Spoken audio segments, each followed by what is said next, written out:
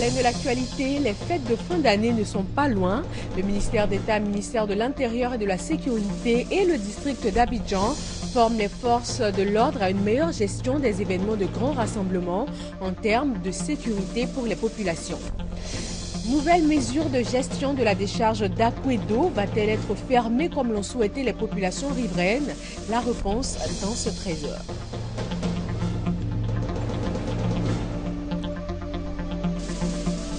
Au Brésil, la campagne est ouverte pour le deuxième tour des élections présidentielles. Dilma Rousseff et Aécio Neves partent à la bataille pour séduire les électeurs de l'écologiste Marina Silva, éliminée au premier tour. Merci d'être avec nous pour le 13h sur RTI 1. Bonjour à vous. Au deuxième jour de sa visite officielle en Corée, le président ivoirien a rencontré la présidente coréenne à la Maison Bleue, le palais présidentiel. Un tête-à-tête suivi de la signature de 4 accords de coopération entre la Corée et la Côte d'Ivoire. Assurer de façon maximale la sécurité des populations lors des grands rassemblements, c'est le but premier de la rencontre initiée par le ministère d'État, ministère de l'Intérieur et de la Sécurité avec les forces de l'ordre. Elles sont formées à gérer au mieux les grands événements en termes de sécurité pour les populations. Gabriel Zani. Éviter les tragiques événements de la Saint-Sylvestre de 2012 paraît aussi à toute éventualité lors des grands rassemblements publics. C'est en somme ce qui a suscité la tenue de cet atelier de formation des agents des ministères techniques et de la police nationale. 2 Français ont été invités à partager leur expertise. Nous avons encadré environ 7000 événements d'importance sur la capitale en 2013 et nous avons donc une grande expérience de l'organisation, de la conception des services. Vous avez des compétences, nous on a l'expérience. Nous n'amènerons pas de recettes, mais peut-être une méthode pour que vous puissiez avancer très très vite en fait dans le cadre du secours à la population. Des expériences qui vont sans nul doute servir aux participants dans l'exercice de leurs fonctions. La ministre de l'Éducation nationale a accompagné le ministre de l'Intérieur. Pour elle, les élèves ne doivent plus faire les frais des débordements des rassemblements populaires. Pendant les grands rassemblements, la grande majorité des personnes qui s'y trouvent, ce sont des jeunes, notamment des élèves, des étudiants. Et donc nous pensons, nos collaborateurs sont là, vont participer à ces rencontres-là pour faire en sorte que dorénavant, il y ait de l'anticipation. C'est le ministère de l'Intérieur et de la Sécurité qui organise cet atelier avec le district d'Abidjan. Selon le ministre Ahmed Bakayoko, le gouvernement est allé au-delà de la formation des forces de l'ordre. Nous avons renforcé le corpus juridique, c'est-à-dire de faire en sorte que celui qui organise une manifestation ait des obligations. D'informer dans certains délais les autorités et ensuite une coproduction de sécurité parce qu'il a également sa part. Et aujourd'hui, cet atelier nous permettra de mettre à un bon niveau tous nos collaborateurs. Cette formation fait suite à une série de rencontres avec les autorités françaises, rencontres visant à créer un cadre de coopération en vue de renforcer le professionnalisme des unités de sécurité en Côte d'Ivoire. La fermeture prochaine de la décharge d'Akwedo, objet d'un point presse du ministère de l'Environnement, de la Salubrité urbaine et du Développement durable. Des informations sur l'avenir de la décharge, les mesures déjà prises avec Arnold Niedo et Edouard Delazer. Le terrain de la décharge d'Akwedo demande la fermeture du site. Les raisons évoquées sont principalement d'ordre sanitaire, une véritable préoccupation pour le ministère de l'Environnement, de la Salubrité urbaine et du Développement durable. À travers un point presse, Alexandre Nguessan, directeur de cabinet adjoint de cette institution, rassure les populations d'Akwedo de la prise en compte immédiate de leurs préoccupations. Depuis 2007, la volonté de fermeture de cette décharge a été exprimée par le gouvernement. Par la suite, cela a fait l'objet d'un protocole d'accord entre le gouvernement et Akwedo avec des deadlines permettant à l'État de pouvoir s'organiser pour avoir des sites alternatifs. Ce que nous comptons faire, vraiment le plus rapidement possible, c'est de rendre fonctionnels d'autres sites d'évacuation des déchets. Nous aurons négocié avec 2 opérateurs privés qui détiennent des terrains qui vont servir de centres d'enfouissement technique, mais de véritables centres. Ça sera donc des centres modernes où toutes les pollutions seront contrôlées avec réhabilitation immédiate des différentes alvéoles qui vont être utilisées. Donc nous allons rentrer vraiment dans une gestion intégrée moderne des déchets pour la ville d'Abidjan.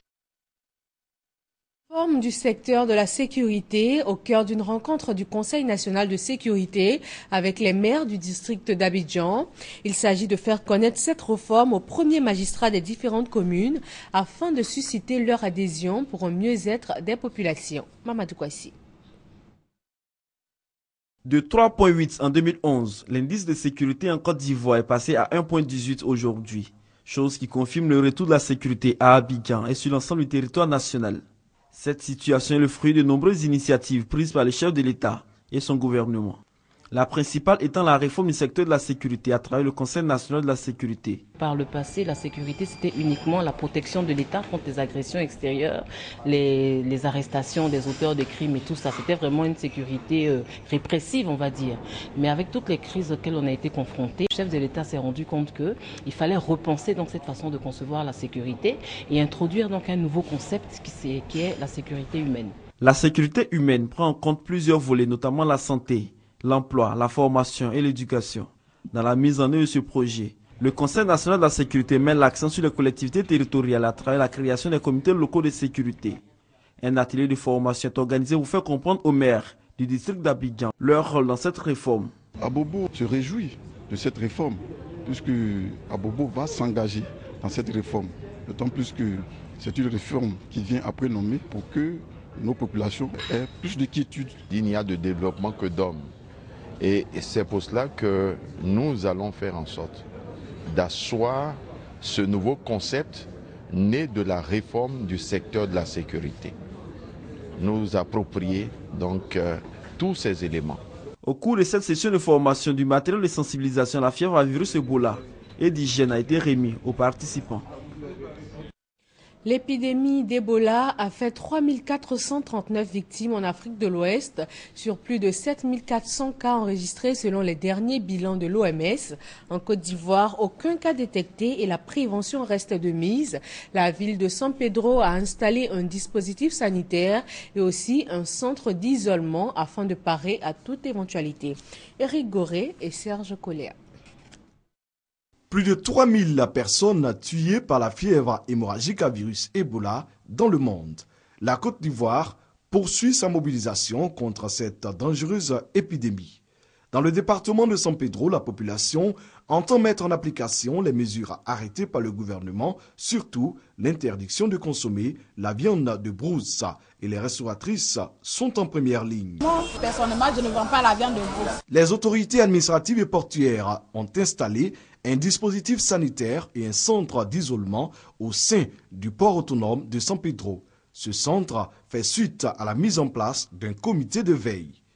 Pour le premier responsable du port autonome de San Pedro, cette action va rassurer les partenaires du port autonome de San Pedro. Ce que nous avons essayé de réaliser et que nous allons continuer d'approfondir, d'améliorer et de rendre encore plus performant, naturellement, devrait nous permettre, comme on l'a dit, d'éviter que pénètre en Côte d'Ivoire ce virus-là. Le représentant du préfet de région se dit satisfait de ce combat mené contre la fièvre hémorragique à virus Ebola à San Pedro. Ce qui m'a été donné de voir sur la place portuaire, elle est encourageante.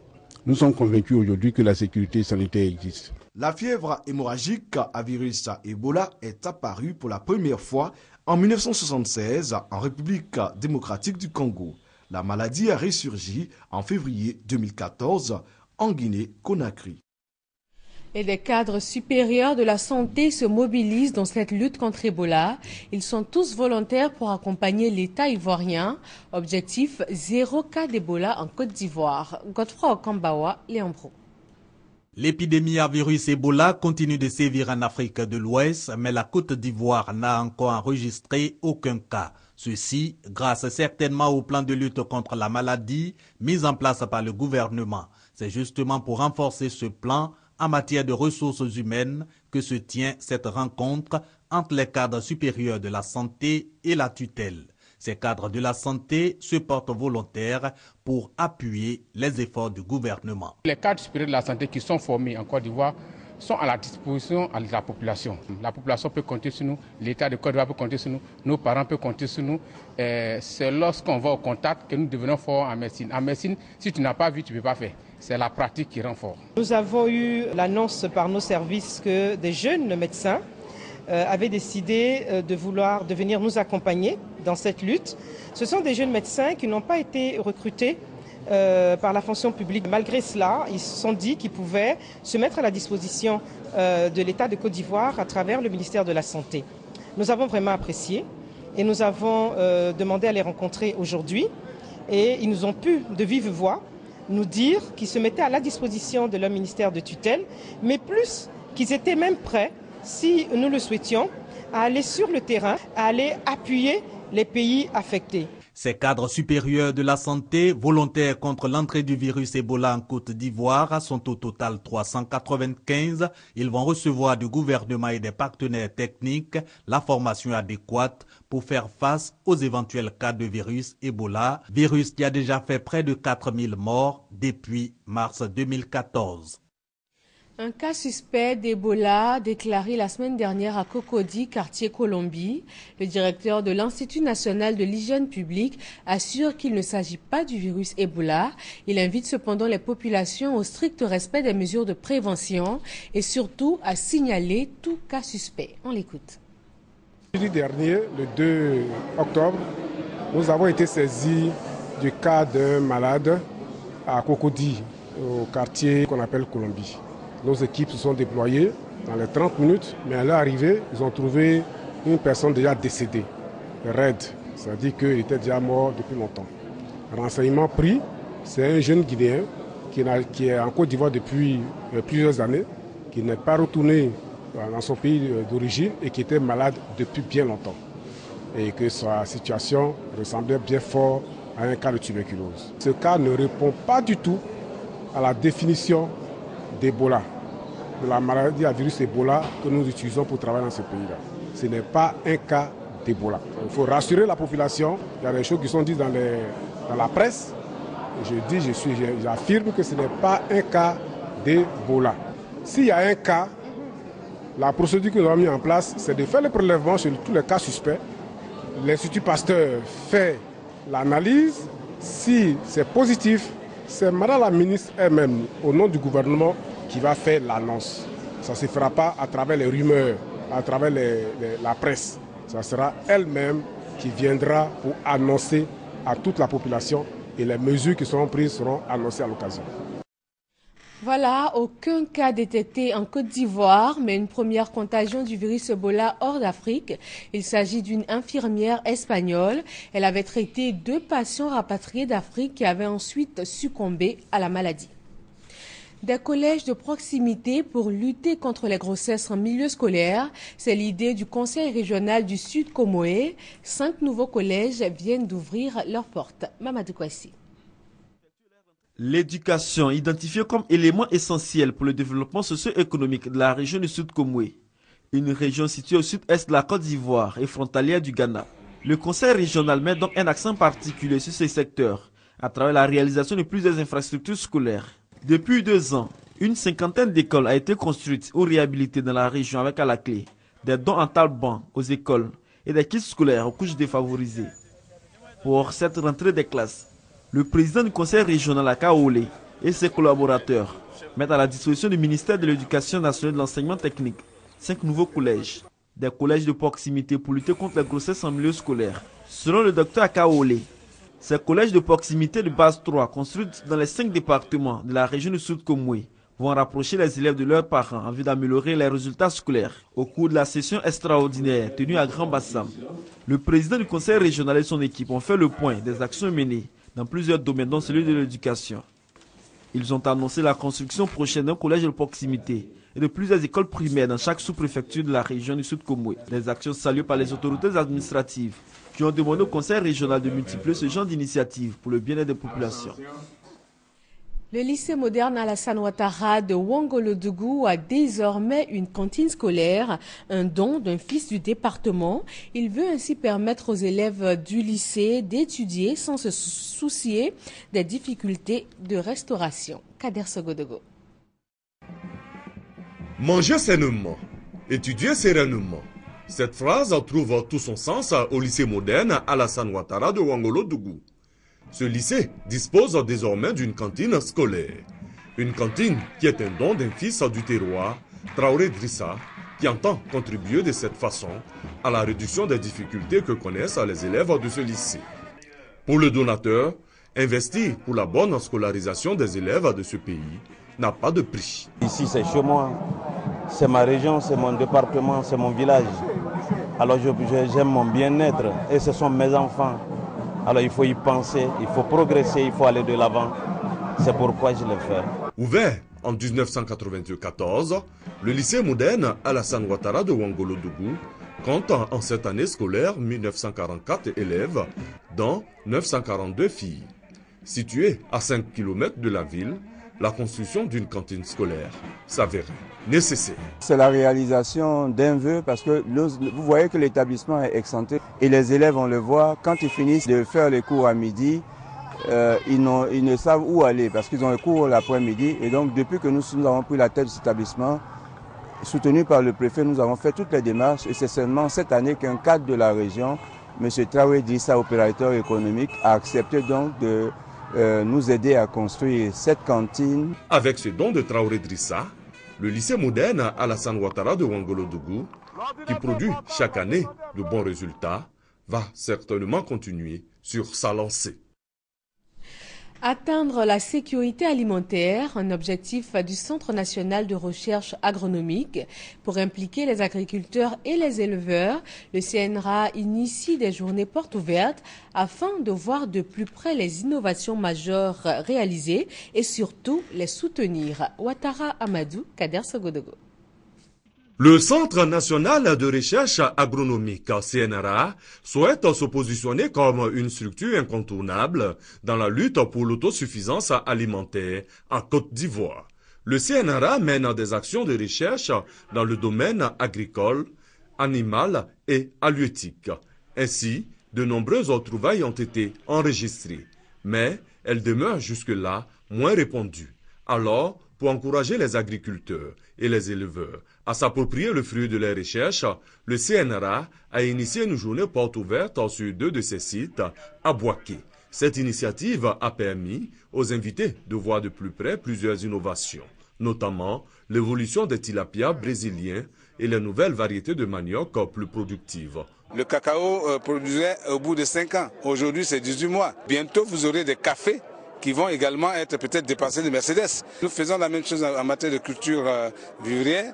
Nous avons les beaucoup comme le manioc qui aujourd'hui font 30 tonnes, voire plus. Le professeur Kati Koulibaly a encouragé la démarche du CNRA. Il a salué les résultats qu'il a jugés probants.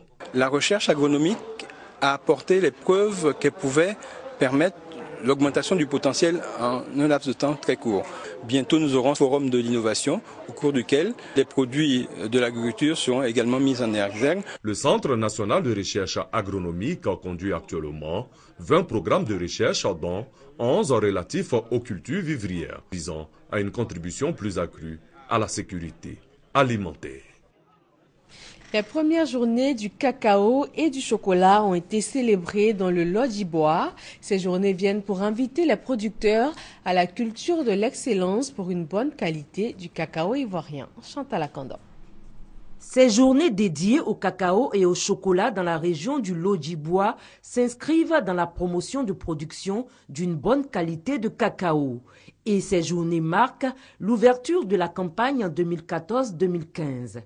Dans la délégation régionale du Conseil Café-Cacao du Lodjibois, on dénombre environ 350 coopératives, dont seulement 90% de ces coopératives ont harmonisé leur statut conformément à l'acte uniforme OHADA.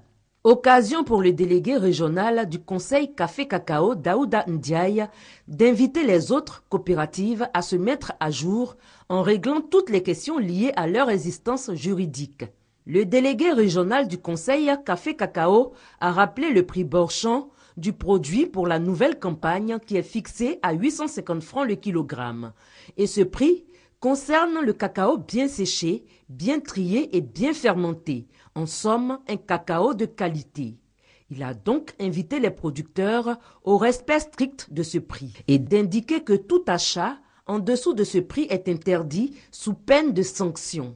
La délégation régionale du café cacao de la région du Lodjiboua représente environ 10% de la production nationale du pays. Cette performance peut être améliorée, selon le délégué régional du Conseil, si les pistes villageoises connaissent un reprofilage. Le préfet du Lodjiboua, préfet de Divo, Joseph Mandro, a promis de faire rapidement l'état des lieux des travaux de reprofilage des pistes villageoises en vue d'y donner un coup d'accélérateur et assurer ainsi une bonne campagne aux producteurs de la région du Lodjiboua. Un mot de culture avec la 6e édition du festival de danse, d'instruments et de costumes traditionnels du Zanzan. Pendant 4 jours, plusieurs troupes du Gontugo et du Bunkani se sont retrouvées à Bondoukou et ils ont fait montre de tout leur savoir-faire. Franck Quadio. Au confluent du Bunkani et du Gontugo, Bondoukou, la cité aux 1000 mosquées à quelques 400 km d'Abidjan, se guette au son crépidant des tambours parleurs.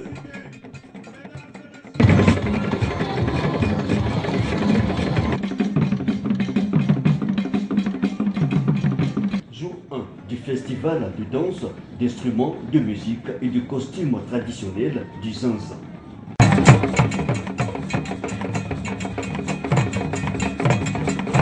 Une 6e édition qui cette année veut aller au-delà de l'aspect festif, être un moteur de développement. Le festival du Zanzan illustre bien la mémoire et la reconnaissance, puisqu'il s'agit d'un festival qui intègre un programme de sauvegarde et de promotion du patrimoine culturel national.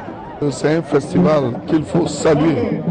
Et chaque année, si vous vous rendez compte, le festival gagne en notoriété. Instrument institutionnel, le festival du Zanzan, selon Maurice Mbandama, ministre de la Culture, devrait faire tâche d'huile. Notre souhait, c'est que toute la Côte d'Ivoire, qui est si riche de son patrimoine, puisse être couverte de festivals. L'État ne veut pas tout faire. Ce festival est créé de longue date et nous tenons à le faire préserver, comme c'est un festival dans d'autres régions. Aujourd'hui, il est bon de prendre ce qui est bon ailleurs et de le reproduire. Donc nous sommes là pour voir un peu toutes les articulations du festival du Zanzan, de manière à ce que nous puissions nous en inspirer et reproduire le festival en tenant compte de nos réalités propres. À Bondoukou cohabitent 11 ethnies, une contrée riche de ses valeurs, la danse, les tenues traditionnelles, les jeux ancestraux, sans oublier la parade des chefs et rois. Contenu riche donc en couleurs pour un jour un qui en appellera d'autres.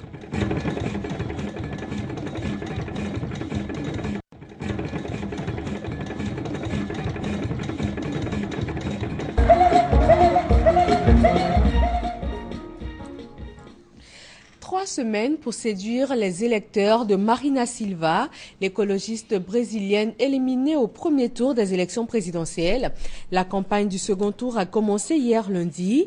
Face à face, la présidente sortante Dilma Rousseff, qui a obtenu 41,5% des suffrages, et le candidat du parti social-démocrate Aécio Neves, avec 33,6% des voix lors du premier tour. La date du second tour de l'élection est fixée au 26 octobre. Et je vous le disais en début de journal, au deuxième jour de sa visite officielle en Corée, le président ivoirien a rencontré son homologue sud-coréenne à la Maison Bleue, le palais présidentiel. Un tête-à-tête suivi de signature de 4 accords de coopération entre la Corée du Sud et la Côte d'Ivoire. Abiba Nombele Saoué, envoyé spécial à Séoul. Le président Alassane Ouattara a été accueilli par la présidente coréenne Park Geun-hye, qu'il a ensuite invité à signer le livre d'or, marquant son passage à la Maison Bleue. Ensuite, les deux personnalités ont eu un entretien pour évoquer des questions d'intérêt commun et la grande amitié qui lie les deux pays depuis 1961, date de l'établissement des relations diplomatiques entre la Côte d'Ivoire et la Corée.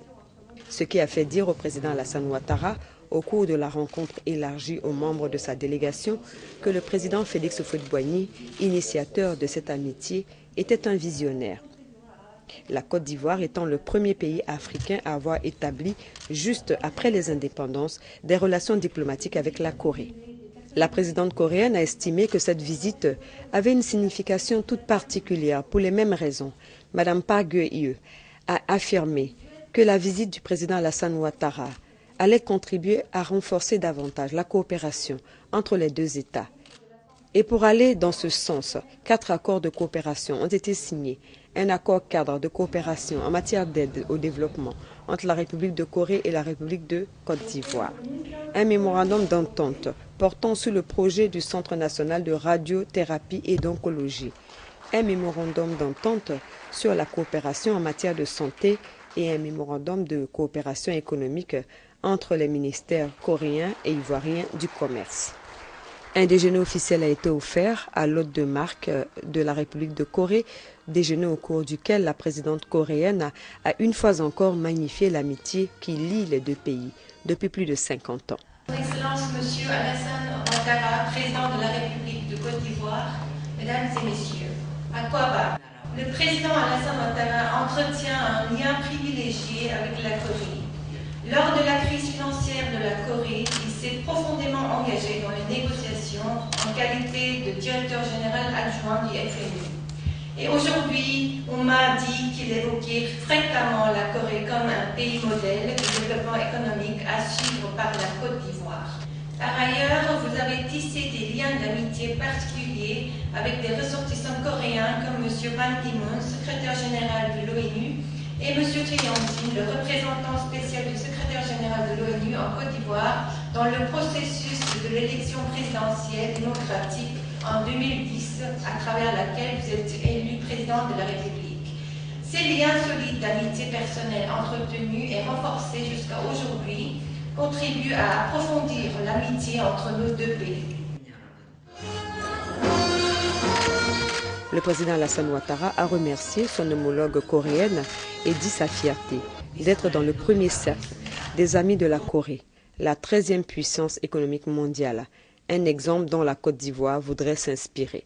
Madame la Présidente, en répondant à votre aimable invitation, je suis venu vous réaffirmer la solidité des liens d'amitié qui unissent nos deux pays et vous assurer de ma disponibilité à consolider avec vous les acquis de notre coopération bilatérale et à ouvrir de nouvelles perspectives pour nos deux pays. Il s'agira aussi pour mon gouvernement de s'inspirer du modèle coréen, de son progrès spectaculaire, du génie, de l'ardeur au travail et du savoir-faire de son peuple. En effet, l'évolution récente de la République de Corée montre que votre pays a su asseoir son développement sur 3 axes majeurs, à savoir la substitution aux importations, le développement extraverti basé sur l'export des exportations et la mise en place d'industries lourdes. En outre, le développement de la République de Corée repose sur une économie de marché, une bonne gouvernance, une politique de formation des ressources humaines de qualité, une compétitivité de ses entreprises, la discipline et le sens du travail du peuple coréen. J'ai eu moi-même le privilège de me rendre compte de la croissance fulgurante de la République de Corée lorsque j'occupais les fonctions de directeur général adjoint au Fonds monétaire international. J'avais foi en l'avenir de votre pays, malgré la grave crise qui l'a frappé. Aujourd'hui, je suis heureux de constater que je ne m'étais pas trompé. Avant sa visite à la Maison Bleue, le président Alassane Ouattara a sacrifié à la tradition en se rendant au cimetière d'Ongjandong pour déposer une gerbe de fleurs à la mémoire des soldats disparus pendant la guerre de Corée en 1950. Rappelons pour finir que cette visite officielle du président ivoirien en Corée du Sud prend fin le 9 octobre prochain, soit dans 2 jours. Et merci de votre attention. Un autre journal à 20h sur RTI1.